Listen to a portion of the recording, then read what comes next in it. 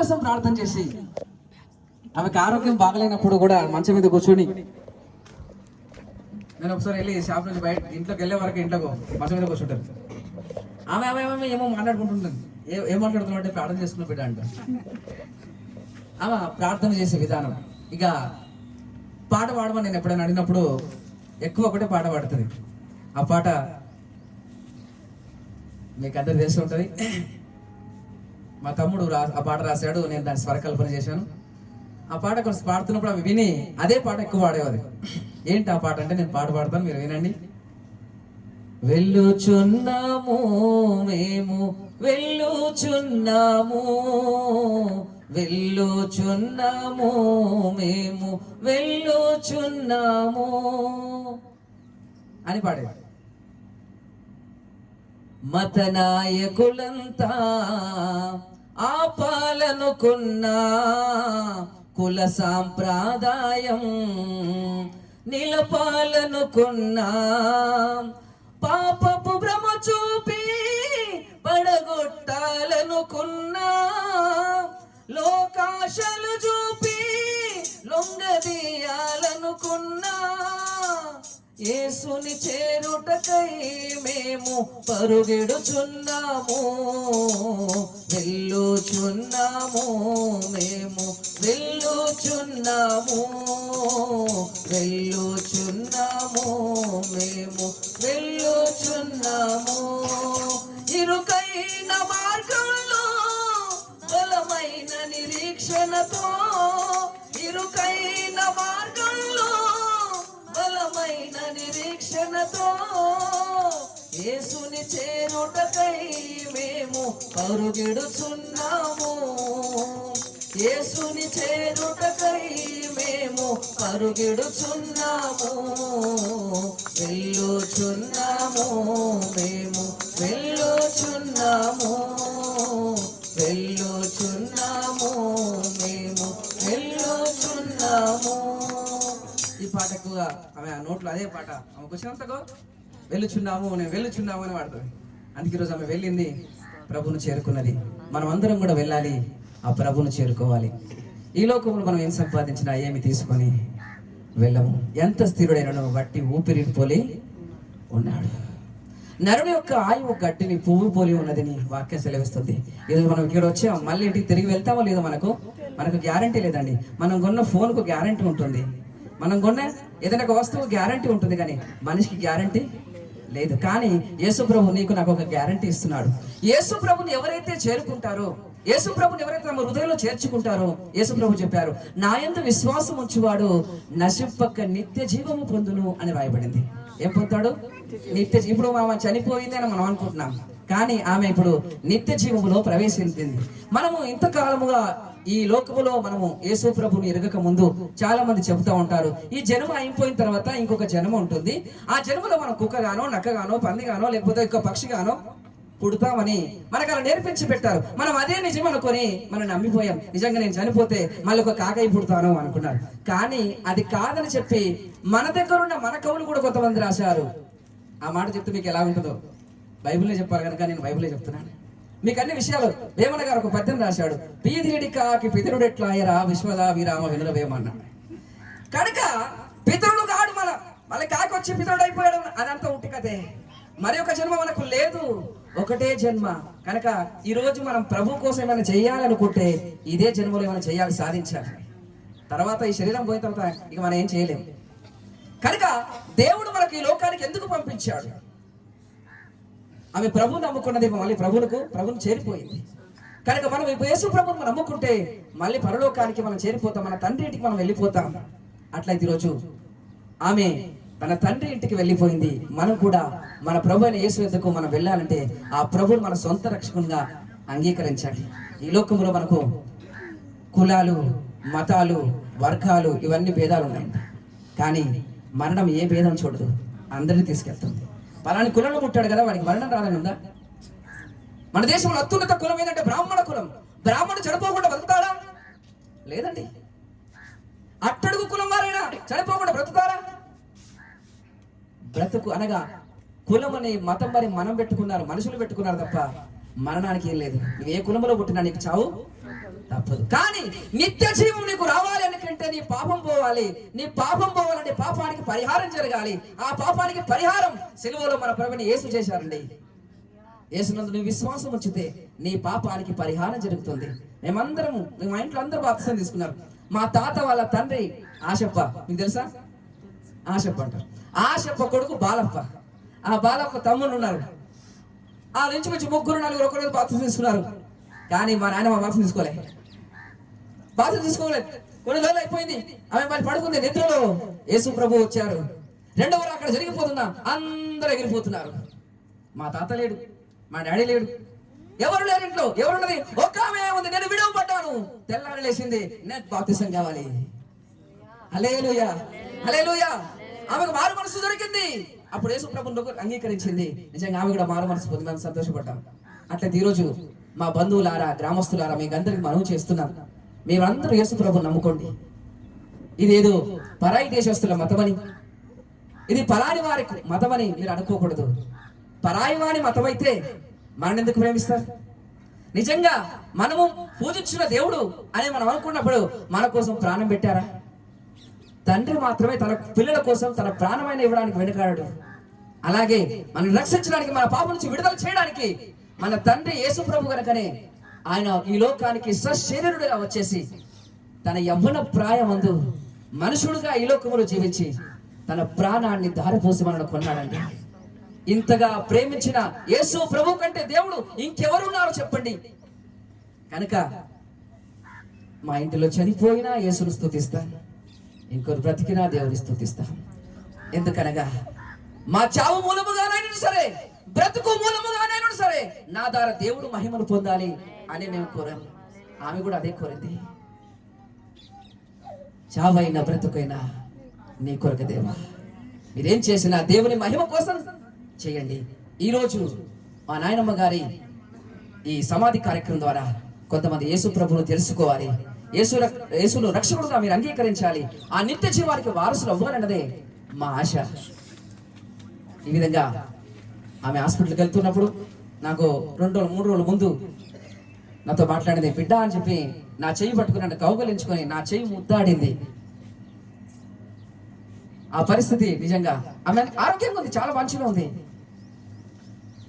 2 రోజుల తర్వాత సడన్ గా నేను ఆ రోజు రాలేదు, హాస్పిటల్ తీసుకెళ్ళిపోయాను. ఇక దాని తర్వాత ఇక నాతో మాట్లాడలేదు. అదే ఒక మాట లాస్ట్ మాట నాతోటి. కనుక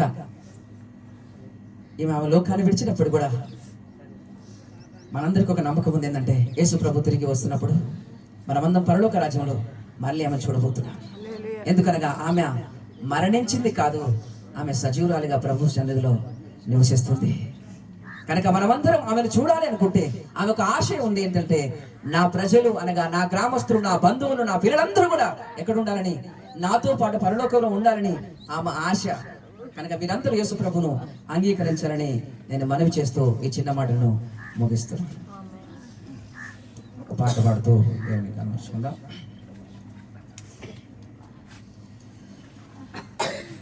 నరుని దినములు ఎలాంటివంటే, ఒక మాట బైబిల్ గ్రంథం నుంచి ఒక మాట చదివితే నేను దాని నుంచి ఒక పాట పాడాలనుకుంటున్నాను. యోబు గ్రంథము 7వ అధ్యాయము 1వ వచనం చదవండి. యోబు గ్రంథము 7వ అధ్యాయము 1వ వచనం.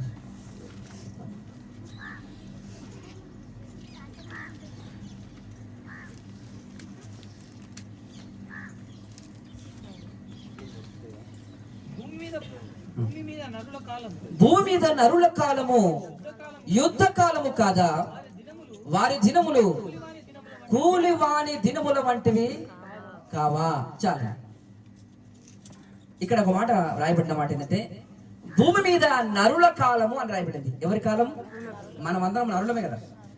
భూమి మీద నరుల కాలము యుద్ధ కాలము కాదా? అనగా పుట్టిన ప్రతి ఒక్క వ్యక్తి వాడు యుద్ధం చేస్తూనే ఉండాలండి. వాడు పాలు కావాలంటే ఏం చేస్తాడు? ఏడుస్తూ ఉంటాడు, అమ్మ అంటాడు. కొంచెం పెద్దవాడు చదవాలి, చదువుకోవాలి, కొంచెం పెద్దవాళ్ళు ఉద్యోగం చేయాలి. కనుక నరుని యొక్క దినములన్నీ కూడా ఎలా ఉన్నాయట? యుద్ధ. భూమి మీద నరుల కాలం ఎలాంటిది? సమాధాన కాలం కాదండి, యుద్ధం. దేనితోటో యుద్ధం చేయాలి, యుద్ధం చేయాలి, యుద్ధం చేయాలి. అయితేనే భక్తులు లేపోసేస్తాం. హల్లెలూయా. నరుల కాలము, భూమి మీద నరుల కాలం యుద్ధకాలం కాదా?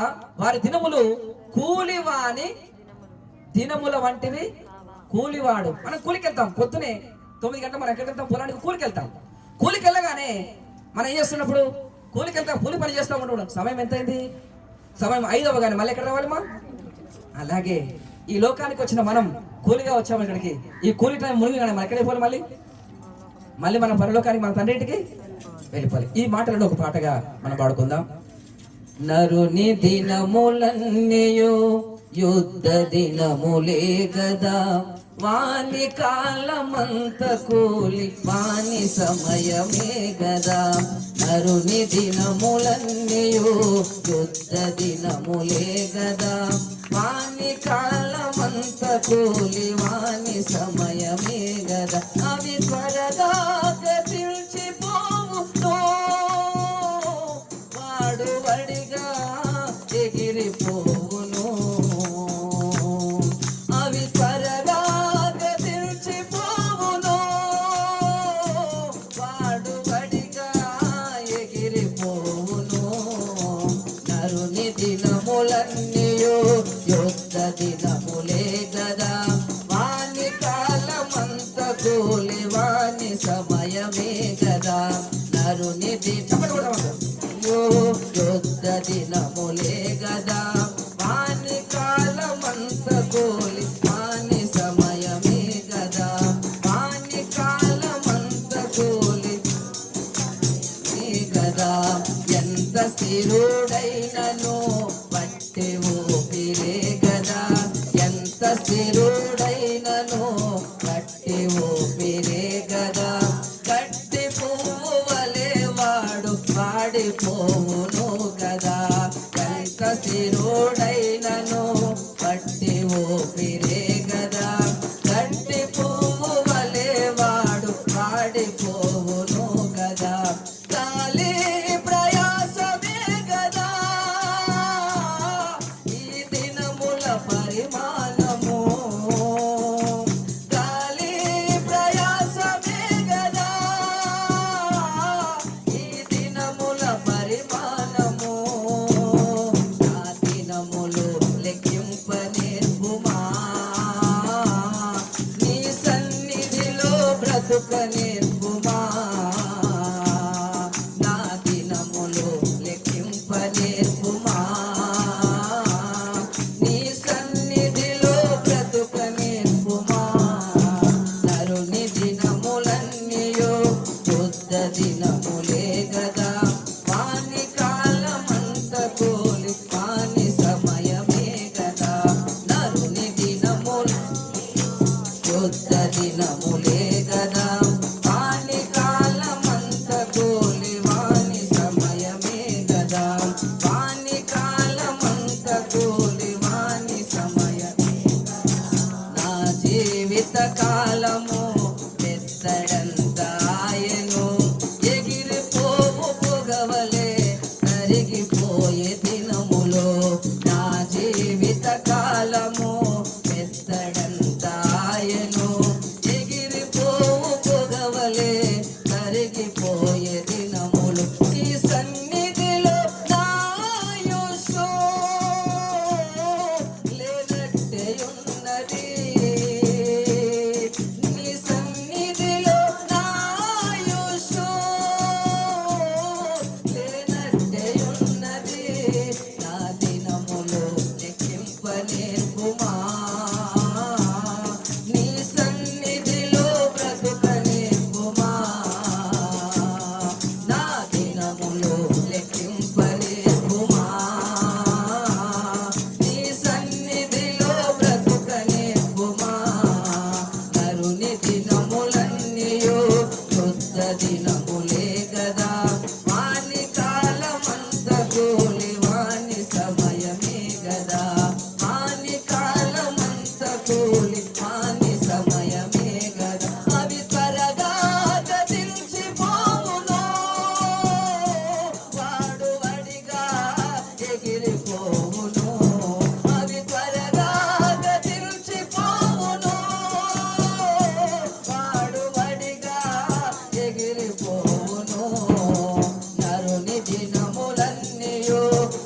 యుద్ధ దినములే గదా మాని కాలమంత కూలి మాని సమయమే గదా మాని కాలమంత కూలి మాని సమయమే.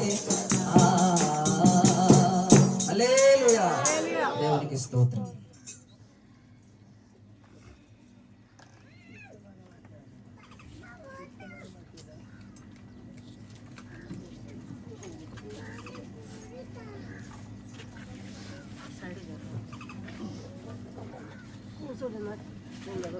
సర్వమంచి దేవునికి స్తోత్రములు. మేము చిన్న ఉన్నప్పటి నుండి, అనగా ఏమంటారు, చెడ్డీలు వేసుకుని తిరిగేటప్పటి నుంచి ఈ ప్రాంతంలో సేవ చేస్తున్న సేవకులు, మా ఆత్మీయ తండ్రి గారు మన మధ్య ఉండడం చాలా ఆశీర్వాదకరం. కాబట్టి ఇంటికి వచ్చి సువార్త అందించినటువంటి వారు ఏలే పాస్టర్ గారు కనుక ఈ సభను ఉద్దేశించి, ఇష్టమును ఉద్దేశించి కొన్ని మాటలు మీరు పంచుకోవలసిందిగా ప్రేమతో ఆహ్వానిస్తాను.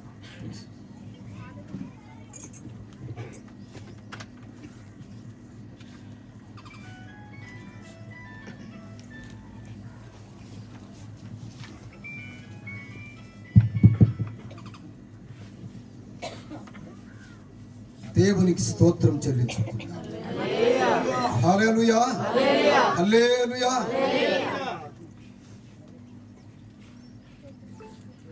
మరి సావు దినం అంటే, లేకపోతే సావు సందర్భం అంటే అందరికీ కూడా దుఃఖకరమైన దినం అని ప్రపంచ ప్రజలకు తెలుసు.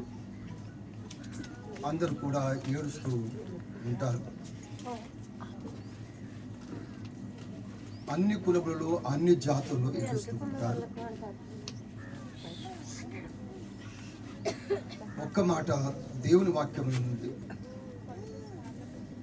ఇర్మియా గ్రంథం 20వ అధ్యాయంలో ఒక మాట ఉంటుంది, చూడండి.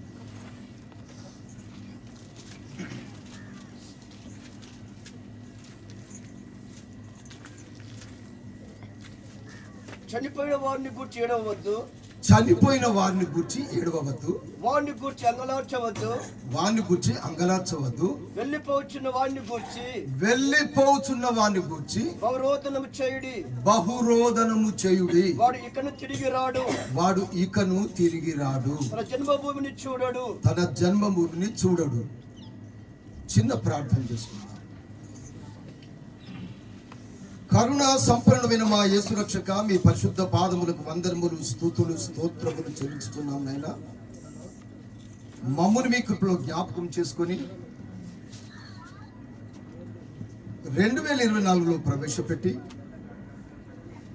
12వ నెల 2వ దినమందు ఈ మధ్యాహ్న కాల వేళ నీ బిడ్డలుగా కలిసి ప్రార్థించే భాగ్యతకే వందనములు. అన్ని వేళల్లో ప్రార్థిస్తూ, అన్ని సమయాల్లో నేను స్తుతిస్తూ, సావైనా బ్రతుకైనా నీ కొరకే జీవించడానికి మీరు ఇస్తున్న మీ కృపకై మీకు వందనములు. మానవ చిత్తము కొట్టివేసి మీ చిత్తం మేడ నెరవేర్చుకోండి. ఈ సావు సందర్భం, భూస్థాపన కార్యక్రమం కొన్ని సిద్ధపాటు అన్ని కూడా సమయానుకూలంగా మీరు జరిగించి, కిష్టం యొక్క ఈ లోక జీవితయాత్ర విడిచిందని ఈ సందర్భంలో మేము ప్రకటిస్తున్న మీ చిత్తమును ప్రజలందరూ గ్రహించి, విశ్వసించి రక్షణ పొందినట్టు మీ కృప దయచేయమని, మొదలుకొని అంత్యం వరకు ఆధిపత్యం వహించి మహిమ, ఘనత, ప్రభావమును పొందుమని యేసు క్రీస్తు ప్రశస్త నామమున వేడుకొనుచున్నాను పరమ తండ్రి, ఆమేన్. సంతోషమున్న వాళ్ళందరూ మరొకసారి దేవునికి స్తోత్రం చెల్లించుతున్నారు. హల్లెలూయా, హల్లెలూయా. మరి నేను కొన్ని విషయాలు మీతో పంచుకోవాలని ఈ సందర్భంలో, మరి వీరెవరో నాకు తెలియదు, ఈ గ్రామంలో వీరెవరో మాకు తెలియదు. ఈ గ్రామానికి వచ్చి వీధి సువార్త చెప్తూ ఉన్నప్పుడు మేము బజార్లో తిరిగి వీధి సువార్త చెప్తున్నాం. నాతో కనీసం ఒక 20-30 మంది దేవుని బిడ్డలుగా ఉన్నారు. ఈ వీధి సువార్త చెప్తూ ఉన్నప్పుడు మరి చనిపోయినటువంటి ఆమె కుమారుడు సంగయ్య గారు చేనికి పోయిందట. గొడ్డలి భుజం మీద పెట్టుకొని వచ్చిండు. గొడ్డలి భుజం మీద పెట్టుకొని వచ్చి ఏమో జరుగుతున్నది, ఏమో పాడుతున్నారు, ఏదో చేస్తున్నారని మమ్మల్ని చూసి మాతో ఉన్నాడు. ఈ గ్రామంలో పూర్తిగా సువార్త చెప్పినంత మటుకు మాతో ఉన్నాడు, మమ్మల్ని విడిచిపెట్టలేదు. First point. నేనెవరినో ఆయనకు తెలియదు, ఆయన ఎవరో నాకు తెలియదు. అయినా ఎవరిని చూసి ఆయన మరి మాతో ఉండగలిగినాడంటే మా యందున్న క్రీస్తును గుర్తించినాడు. దేవునికి స్తోత్రము కలుగునుగా. హల్లెలూయా. ఆ మాటలు ఆ దేవుని చిత్తమును గ్రహిస్తూ మరి మమ్మల్ని వెంబడిస్తూ వచ్చినాడు. మమ్మల్ని వెంబడిస్తూ ఉన్నప్పుడు ఆయన గొడ్డలి భుజం మీద పెట్టుకొని ఉన్నాడు. ఆ గొడ్డలి భుజం మీదకి తీయలేదు, అట్టనే ఊరంతా తిరిగిండు. ఊరంతా తిరిగి ఒకసారి అడిగిండు, పాపం అయ్యా మా ఇంటికి రండి అని. రామన్న, ఇది నా పరిచయత్వం చెప్తున్న సంగయ్య కుటుంబంతో, సంగయ్యతో పరిచయత్వం, మొదటి పరిచయత్వం. రాము అన్న ఏమనలేదు, పాపం ఏమనలేదు, మమ్మల్ని విడిచిపెట్టలేదు. ఇది ముఖ్యమైన పాయింట్. నేను అట్లా అన్నందుకు మరొకవేళ లోకం వేరే వాళ్ళు అయితే వెళ్ళిపోతుండ్రి, ఆయన వెళ్ళిపోలేదు. ఇంకో కొద్దిసేపు అయిన తర్వాత మళ్ళా అడిగిండు, పాపం మళ్ళా మా ఇంటికి రండి అంటే రామంటేనేమో అన్నా. అంటే కొద్ది కోపంతో అన్న. బాగా గమనించాలి ఎందుకు చెప్తున్నాను. కోపంతో అన్నా.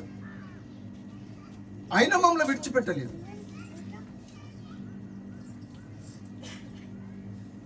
ఊరంతా అయిపోయింది,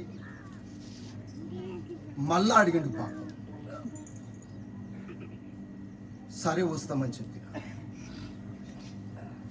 బాగా గమనించాలి చెప్పే మాటలు. యేసుప్రభు నమ్ముకోవడం గొప్పతనం కాదు,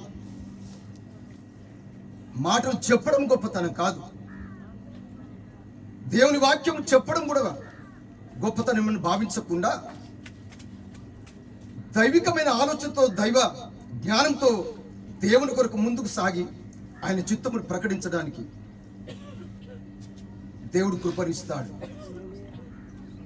కనుక దయచేసి దేవుని బిడ్డలారా, ఈ నేను చెప్పే మాటలు ఇప్పుడు కాదు, ఇంచుమించుగా ఒక 35 సంవత్సరాల కాలం కింద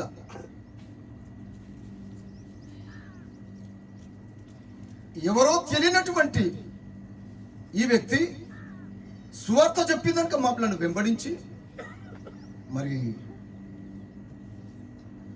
చివరికి అడిగినందుకు వస్తామని చెప్పినా అందరం వచ్చినాం. ఇదే పరిసరంలో సాపేసిండ్రు, నిలబడి ప్రార్థన చేసి వెళ్ళిపోయినా.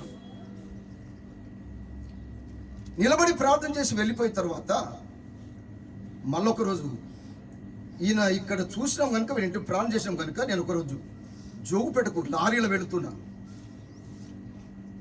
ఆయన అక్కడ కనబడితే ఆపి లారీలు ఎక్కించుకొని వెళ్ళిపోయినా.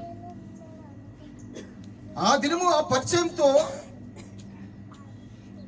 మరి మమ్మల్ని విడిచిపెట్టకుండా ఒక రాత్రికి గొర్రెకల్కి వచ్చిండు. గొర్రెకల్కి వస్తే మేము వాకిట్ అనే ప్రార్థన పెట్టుకున్నాం. మరి ఆయన ఒక పాట పాడిండు, యేసు రాకపాయ ఎంత మోసమాయరన్నని పాట పాడిండు. మీకు వస్తుందా? ప్రపంచంలో అందరూ పాటలు రాస్తారు, పాటలు పాడతారు, పాటలు కడతారు.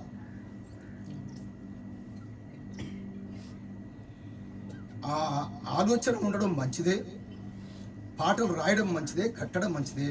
దాంట్లో యతి, ప్రాస, లయ అని 3 ఉంటాయి. అవి కూడా ఉండాలి దాంట్లో, మరి మంచిది. అయితే ఆ పాట పాడినప్పుడు, పాట పాడమన్నది నేనే పాపమైన. పాడినప్పుడు ఏమన్నానంటే ఇది మళ్ళెన్నడూ పాడబోకన్నా. మరి మళ్ళీగా ఇప్పుడు పాడలేదని నేను నమ్ముతూ ఉన్నా. ఉన్నాడుగా సంఘ ఇక్కడ ఉన్నాడా? ఎప్పుడన్నా పాడినావా? పాడలేదు. దేవునికి స్తోత్రం, హల్లెలూయా. ఎందుకన్నా తెలుసా? యేసు రాక పాయ ఎంత మోసమాయరనంటే, అసలు యేసు ప్రభు ఈ లోకంలో పుట్టినాడు, చనిపోయినాడు, మృత్యుజడిగా తిరిగి లేచినాడు, వెళ్ళిపోయినాడు, మళ్ళీ వస్తాడు. మరి రాలేదని పాడితే ఎట్లా అని చెప్పేసి వద్దన్నా, ఇప్పటికి పాడేదట ఇప్పుడు చెప్తానే ఉన్నాడు. కనుక దేవుని బిడ్డారా, ఎందుకు నా ఈ పరిచయం చెప్తున్నానంటే, దైవికమైన ప్రేమతో కోపగించిన, కానీ దైవికమైన ప్రేమను గ్రహించిన వాడుగా మమ్మల్ని విడిచిపెట్టి వెళ్ళలేదు, ఇంటికి పిలుచుకొచ్చినాడు. దైవ ప్రేమను గ్రహించిన వారి ఆలోచన తలంపు కోపగించినా బెదిరించినా వాళ్ళు ఆయాసపడరండి. ఈ దినాల యేసు ప్రభు నమ్ముకున్నోళ్ళు కూడా నా పిలుపు ఖండించుము, గద్దించుము, బుద్ధి చెప్పుము, సువార్తికుని పరిచయమని నా పిలుపు. పత్రికలను పిలుపుని బట్టి, నాకు దేవుడిచ్చిన ఆ ప్రేరేపణను బట్టి ఖండించుము, గద్దించుము, బుద్ధి చెప్పుము, బెదిరిస్తా, కోపగిస్తా, దేవుని ప్రేమను పంచిపెడతా, వారిని ప్రాణము పోనంతగా ప్రేమిస్తా. అందుకై దేవునికి స్తోత్రము కలుగును గాక. హల్లెలూయా. నేను చాలా మందికి చెప్తూనే ఉంటాను, నా సంఘములు కూడా చెప్తుంటా ఇప్పటికీ. నేను సచ్చిన రోజు మీరు ఎవరు ఏడవకూడదు అని చెప్తా. మా భార్యకు కూడా అదే మాట చెప్తా. అందరు భార్యలు ఏడుస్తారు, నువ్వు కూడా ఏడుస్తే ఏం ప్రయోజనం? 1979లో ఈ ప్రాంతంలో రక్షణ బీజము లేని కాలం. యేసు ప్రభు మతం అంటే సిఎస్ఐ మతం, మెదకు సంబంధించింది. మా గొర్రెకల్లు, నాది అదే ఊరు. ఇక్కడ రాయిపల్లి వరకు మెథడిస్టు సంఘం. క్రైస్తవులంటే ఇక మొదట వాళ్ళు, రెండవ కులం ఇట్లా జరుగుతూ వచ్చింది. క్రైస్తవులు వీళ్ళే ఉన్నారు. అలాంటి పరిస్థితులు, రక్షణ బీజం లేని కాలంలో రక్షణ అంటే నాకే తెలియదు. నేను యేసు ప్రభువుని నమ్ముకునే విధానం నాకే తెలియదు. పేరు క్రైస్తవంగా వాళ్ళ దగ్గర పోయి పాటలు పాడేది, బబ్బుమ్మక పిప్పమ్మ తబల కొట్టేది. మళ్ళీ నేను కొద్దిగా మెల్లమెల్లగా తెలివికి వచ్చిన తర్వాత తబలలు తెచ్చి ఆ విధంగా జరగడం. ఆ విధంగా మళ్ళీ ఈ డ్రమ్ము రామచంద్రపురం సంఘములో ఆ డ్రమ్ము వాయిస్తున్నారు. నేను అప్పటికే ఈ డ్రమ్మును గిమ్మును అన్ని వాయించేది నాకు దేవుడు ఇచ్చిన కృప. నేను చూస్తేనే వాయించిన, ఎవరి దగ్గర నేర్చుకోలేదు.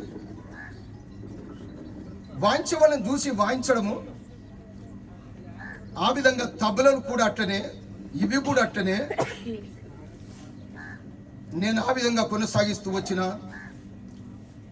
దేవుడు ఆ విధంగా నడిపించినందువల్ల మరి ఈ కుటుంబం రక్షణలోనికి రావడం. మరి వారు, వీళ్ళ తాత, నేను అనుకుంటా వీళ్ళ తాత చనిపోయిండు. ఇప్పుడు ఆ పిల్లగాడు చెప్పిండు కదా వాళ్ళ తాత అమ్మ గురించి చెప్పినారు. నేను అనుకుంటా అప్పుడు ఆయన చనిపోయినప్పుడు 85 ఏళ్ళ వయసు ఉంటుందేమో. ఏమయ్య సంగయ్య? 85 ఏళ్ళ వయసు సంగయ్య తాత. ఆ కాలములో చనిపోక ముందు ఈ ఊరు సువార్త చెప్పినందువల్ల, సంఘయ్య పరిచయం అయినందువల్ల వాళ్ళ తాత బాప్సం తీసుకున్నాడండి. సంఘయ్య తండ్రి కూడా బాప్సం తీసుకున్నాడండి. సంబంగయ్య కుటుంబీకులు బాప్సం తీసుకున్నారు. ఈ గ్రామంలో సాక్షి బిడ్డగా నిలబడినారు. అందుకై దేవునికి స్తోత్రము కలుగునుగా. హల్లెలూయా. ఇప్పుడు వారి కుటుంబంలో ఉన్నటువంటి వారి పిల్లలు అప్పుడు చిన్నగుండ్రి, మరి వారికి పేర్లు పెట్టడం జరిగింది. వారు కూడా ఇప్పుడు సేవలో ఉన్నారు. అందుకై దేవునికి స్తోత్రము కలుగునుగా. అంటే నీ మాటలు మీకు ఎందుకు చెప్తున్నా, నా పరిచయం చెప్తూ ఈ మాటలు ఎందుకు చెప్తున్నా అని అంటే, యేసు ప్రభును నమ్ముకోవడమే కాకుండా ఆ యేసు ప్రభు చేసిన మేలు, ఉపకారము, రక్షణ, ఆ బాధ అంతా, భారం అంతా గ్రహించిన వాళ్ళుగా రక్షింపబడి వారు కూడా మేము దేవుని సేవ చేయాలని ప్రేరేపించబడి మరి ఇప్పుడు వారు కూడా సేవ చేస్తున్నారు.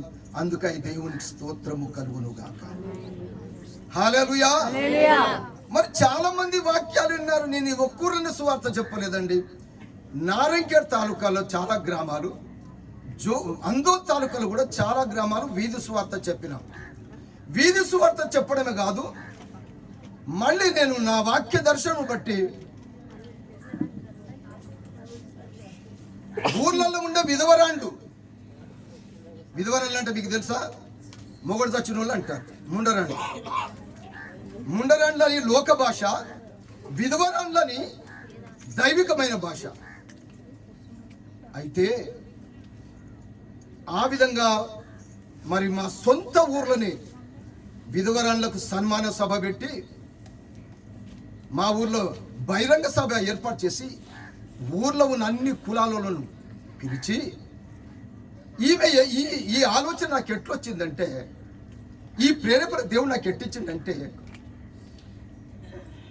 ఒక తమ్మలామె వచ్చింది మా ఇంటికి పొద్దున. నేను డ్యూటీకి వెళ్ళాలని సిద్ధమైన తమ్మలామె వచ్చింది. ఏమమ్మా వచ్చినావంటే, మా భర్త చనిపోయిండు, నేను వచ్చినాను. అప్పుడు నేనన్నా, అమ్మా నాకేమో టైం అయిపోయింది, ఇక నీతో ఎక్కువ మాట్లాడలేను కనుక, సరే మీ భర్త చనిపోయిండు అన్నావు కనుక నీకు ఒక సీర రేఖ పెడతామ్మా అని చెప్పి వెళ్ళిపోయింది. ఇక మళ్ళీ నేను రాత్రికి వచ్చి 2 గంటల రాత్రికి నారాయణఖేడ్ నుంచి వచ్చిన తర్వాత 2 గంటల రాత్రికి బైబిల్ చదువుకుంటూ కూర్చుంటే నా వాక్య దర్శనము విధవరాండ్లను సన్మానించుడని, అనాథలైన విధవరాండ్లను సన్మానించుడని బైబిల్లో రాయబడి ఉంది. దిక్కులేని విధవరాండ్లు కొడుకులు ఉంటారు, ఒక్కొక్కరికి 4 కొడుకులు ఉంటారు. ఈ కొడుకులు కూడా ఏం చేస్తున్నారంటే విధవరాండ్లకు గవర్నమెంట్ సహాయం చేస్తే ఆ పైసలు కూడా తీసుకుంటున్నారట, తల్లిదండ్రికి ఇవ్వకుండా మరి ఆ విధంగా చేస్తున్నారని విన్నాను. సరే వాళ్ళు ఏమన్నా చేసుకొని కానీ నాకు దేవుడు ఇచ్చినటువంటి ప్రేరేపణ బట్టి మా ఊళ్ళో విధవరాండ్లకు సన్మాన సభ ఏర్పాటు చేసి బహిరంగ సభ పెట్టి ఆ విధంగా చేయడం ఇప్పటికి 6 గ్రామాలు చేసినాను. దేవునికి మహిమకరంగా జరిగినవి. గొప్పతనం కొరకు చెప్పడం కాదు, దైవికమైనటువంటి ఆలోచనతో దేవుని పని, దేవుని సేవ, దేవుని కార్యం కొనసాగించబడుతూ ఉన్నది. అందుకై దేవునికి స్తోత్రము కలుగును గాక. హల్లెలూయా. కనుక దేవుడున్నారా, మరి నేను మీతోటి ఎక్కువ మీ ఇబ్బంది కలిగించకుండా నాకు ఇచ్చిన ఈ సమయాన్ని, ఈ సావు సందర్భంలో మరి ఆమె సావు విషయం లేకపోతే విశ్వాస జీవిత యాత్రలో ఈ ఊరు నుంచి వాళ్ళు సంఘయ పరిచయం అయింది మొదలుకొని, వాళ్ళు యేసు ప్రభువుని నమ్ముకునేది మొదలుకొని బండి కట్టుకొని గొర్రెకల్కి వచ్చేదండి.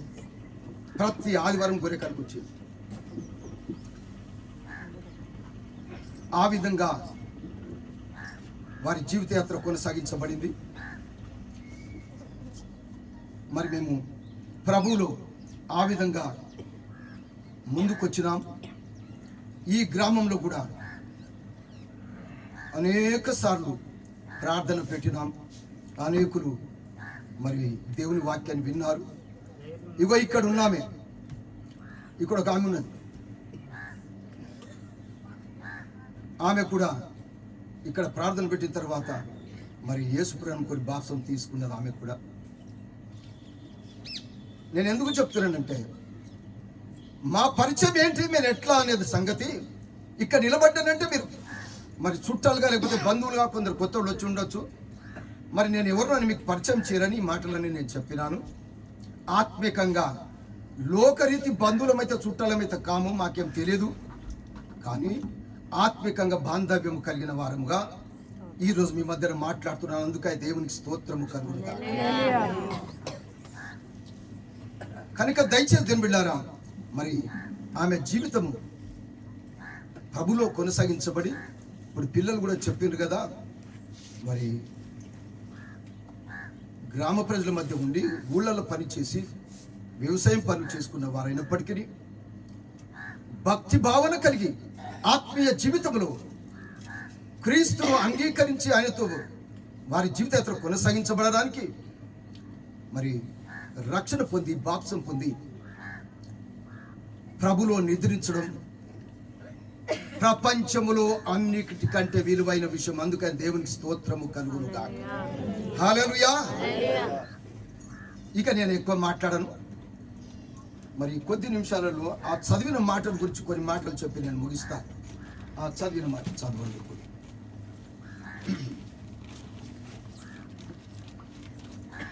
ఇర్మియా గ్రంథం. చనిపోయిన వాడిని గుర్చి ఏడవద్దు. చనిపోయిన వాడిని గుర్చి ఏడవద్దు. వాడిని గూర్చి ఒక్క నిమిషం. ఈ సాగు సందర్భం అంటే వచ్చిన వాళ్ళందరికీ పాపం చనిపోయింది కదా అని ఏడుస్తూ ఉంటారు. సరే, మంచిది. దేవుని వాక్యం ఇట్లా ఖండితంగా చెప్తూ ఉన్నప్పుడు మరి విశ్వాసం కలిగిన దేవుని బిడ్డలు, రక్షణ పొందిన దేవుని బిడ్డలు అందరూ కూడా దాన్ని అనుసరించి మన జీవిత యాత్రలో మరి మనం దుఃఖించకుండా, ఎందుకనంటే ఎవరు ఏడుస్తారు లోకంలో అంటే చనిపోయిన వాళ్ళ కొరకు ఏడుస్తారంటే వాళ్ళు చచ్చిపోయి నరకం వెళుతారు, వాళ్ళ జీవితయాత్ర ముగించబడిందని చెప్పి వాళ్ళు ఏడుస్తారు. మరి మనకు ఒక నిరీక్షణ కలిగి ఉన్నాం. యేసు ప్రభు నమ్ముకున్నందు మనం తెలుసుకున్నది ఏంటంటే, ఇప్పుడు మీరు విన్నారు కదా, నేను మళ్ళీ జ్ఞాపకం చేస్తున్నా. ఈమె ఏమవుతుందట, ఈమె చనిపోయిన కిష్టమ్మ ప్రపంచంలో అందరి వల్లనే సమాధి చేయబడుతుంది. కానీ ఒక దినము ప్రభు రాకలో ఆమె లేస్తుందని, దేవునితో ఉంటుందని, దేనివల్ల యేసుప్ర నమ్మి బాప్స పొందిన వాడు రక్షింపబడిన, నమ్మని వారికి శిక్ష విధించబడిన దేవుని వాక్యం రాయబడింది. మనం నమ్ముకున్నది కనుక, బాప్సం పొందుకున్నది కనుక మళ్ళీ తప్పకుండా ఆమెను కన్నులారా చూస్తాము. దేవునికి స్తోత్రం. హల్లెలూయా. ఆమెను చూడాలంటే కూడా నువ్వు అప్పుడు ఉండాలి కదా. నువ్వు నమ్మనప్పుడు నువ్వు ఎట్టుంటావు? ఒకవేళ కిష్టమ్మకి ఊర్లో దోస్తులు ఉండొచ్చు, నమ్మని వాళ్ళ దోస్తులు ఉంటే వాళ్ళు ఎట్లా చూస్తారు చెప్పండి? ప్రతి ఒక్కరికి దోస్తాలు ఉంటారు ఊళ్ళల్లో, అర్థమవుతుంది. కులంలో కానీ ఊర్లో కానీ. బాగా మించాలి ఇప్పుడు నేను చెప్పే మాట. ఎందుకుంటారు ఈ దోస్తులు అంటే? చుట్టాలు కూడా ఉంటారు, మంచిదే, ఉండాలే, మంచిదే, దోస్తులు ఉండాలే, మంచిదే. కానీ వీళ్ళు ఎందుకుంటారు? యేసుప్రభువు నమ్ముకున్న జాగ్రత్తగా గ్రహించాలి. ఈ లోక సంబంధమైన బంధువులు కానీ, చుట్టాలు కానీ, స్నేహితులు కానీ సహిస్తారని అంటే వాళ్ళ ఆలోచన ప్రకారంగా నీ ప్రవర్తన ఉంటే వాళ్ళు సహిస్తారు. నువ్వు దేవుని ఇష్ట ప్రకారంగా ప్రవర్తిస్తే వాళ్ళు సహించరండి. అనుభవపూర్వకంగా చెప్తున్నాను, జాగ్రత్తగా వినాలని మనవి చేస్తూ ఉన్నాను. ఈ లోకం సహించేది ఎప్పుడు, ఈ లోకము ప్రేమించేది ఎప్పుడంటే ప్రభువుకు మనము అయిష్టులుగా ఉంటే లోకులకు ఇష్టము, ప్రభుకు ఇష్టంగా ఉంటే లోకులకు అయిష్టులము. బాగా గమనించాలి. యేసు ప్రభు నమ్ముకొని ఆయనకి ఇష్టలుగా ఉంటేనేమో లోకంకు అయిష్టులంగా ఉంటాము, లోకంకు ఇష్టలుగా ఉంటే దేవునికి అయిష్టులుగా ఉంటాం. కనుక దయచేసి దేవుని బిడ్డారా, నీ బ్రతుకు, నీ జీవిత యాత్ర ఎవరి ఇష్ట ప్రకారంగా కొనసాగించబడుతున్నది? నువ్వు ఎవరిని ఇష్టపడుతున్నావు? నీ జీవిత యాత్ర ఏ విధంగా గడుస్తూ ఉన్నది? అందుకని చెప్పి అది కఠినమైన, కష్టమైన, శ్రమలైన, నిందలైన, అవమానమైన ఈ లోకము నిన్ను సహించదు ఎప్పుడంటే వారి చిత్తమును నీవు నెరవేరుస్తున్నప్పుడు, వారి ఇష్టానుసారంగా నువ్వు ప్రవర్తిస్తున్నప్పుడు నిన్ను ప్రేమిస్తుంది, నిన్ను సహిస్తారు. కానీ దేవుని ఇష్టము విలువైందని, దేవుని చిత్తము విలువైందని గ్రహించి దైవ చిత్తంగా నువ్వు జీవిస్తుంటే లోకము సహించదు. ప్రేమించే వాళ్ళు కూడా సహించరు అండి. ఇది అనుభవపూర్వకంగా చెప్తున్నాను.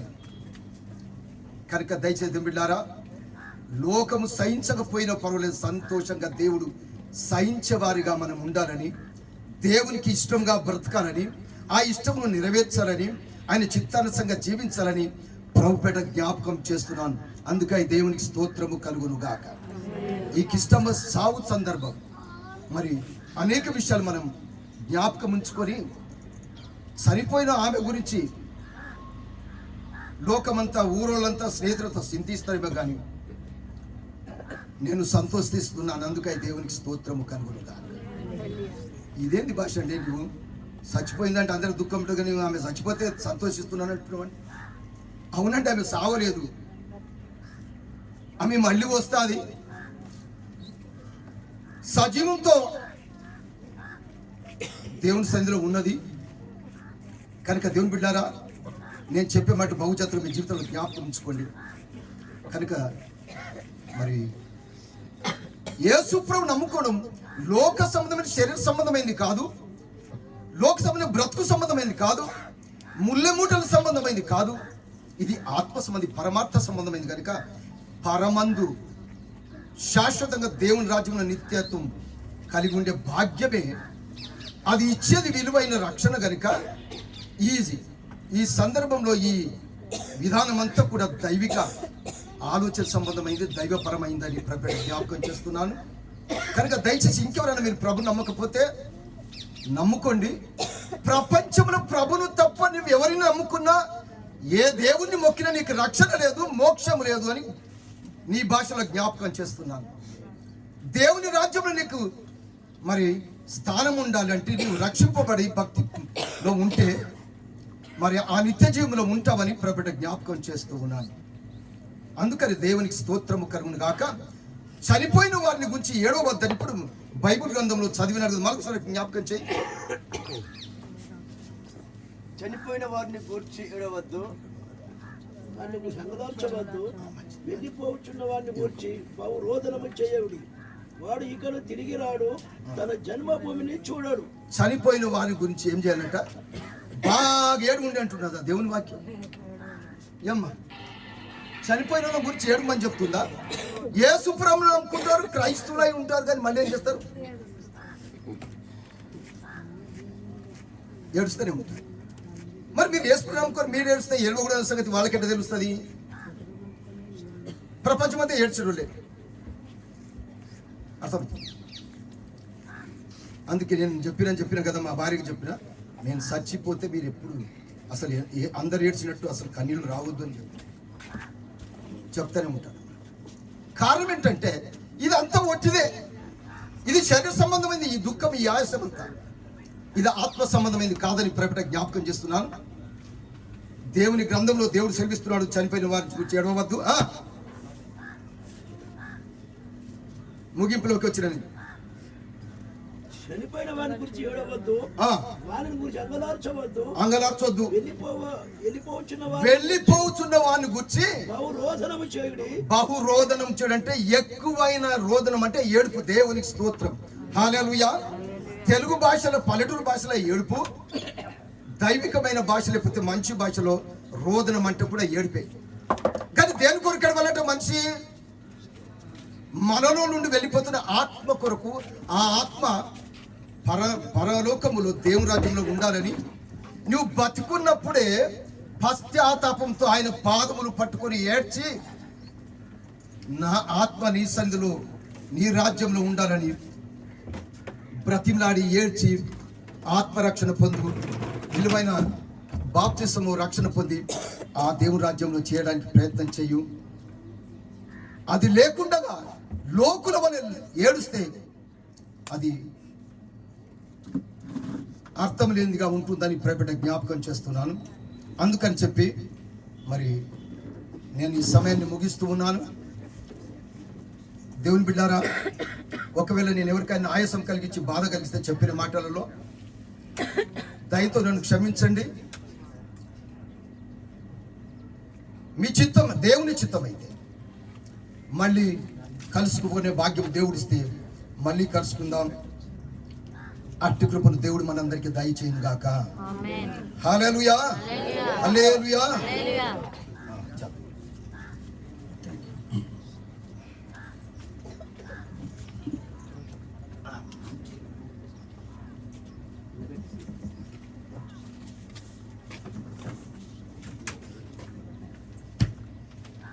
ఆన్ చేసి పిన్ తీసి దానికి పెట్టాలి. ఓకే ఓకే వచ్చేసి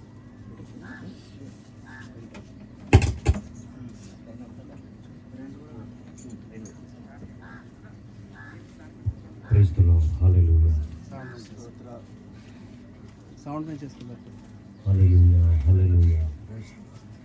వినపడుతుంది అనుకున్న వాళ్ళకి హల్లెలూయా, హల్లెలూయా, హల్లెలూయా, హల్లెలూయా, హల్లెలూయా, హల్లెలూయా, హల్లెలూయా. ఒక చిన్న పాట పాడతాం, ఆ తర్వాత ఆ సమస్యలు అనుకుని